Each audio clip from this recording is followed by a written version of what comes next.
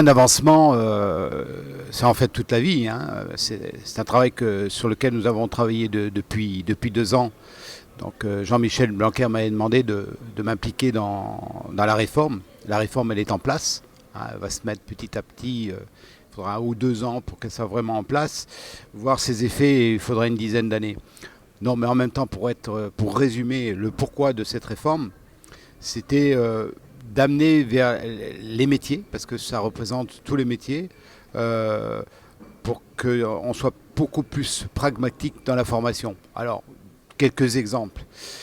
Il faut savoir que dans les métiers, il y en a 300 métiers, il y en a 100 et quelques en bac pro. On a mis en place un système qui regroupe ces métiers sous forme de famille des métiers. Parlons de l'hôtellerie-restauration. Jusqu'à présent, quand vous étiez dans le système bac pro, formation professionnelle, vous démarriez par la cuisine ou par le service. Maintenant, c'est un petit peu différent. La première année, vous aurez à faire à la fois du service, à la fois de la cuisine et de la réception.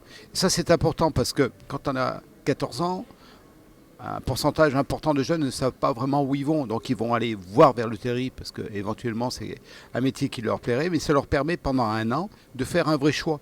Et ça évite ces ruptures que l'on trouve de plus en plus dans nos métiers de l'hôtellerie-restauration.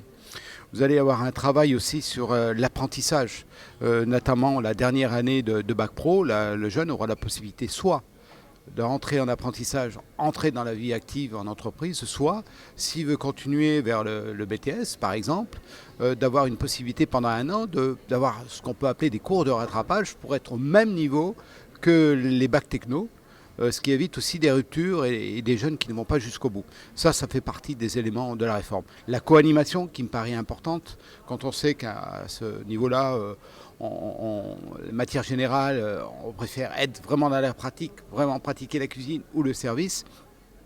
Il y a un pourcentage d'heures qui sont dédiées où on mélange à la fois la partie technique et à la fois la partie d'enseignement général. Exemple, faire un cours de pâtisserie avec de l'arithmétique. Donc ça, c'est tout un ensemble qui a été mis, qui est en place pour la réforme. Il se passe quelque chose actuellement dans le monde, surtout de la cuisine et je dirais de l'alimentation.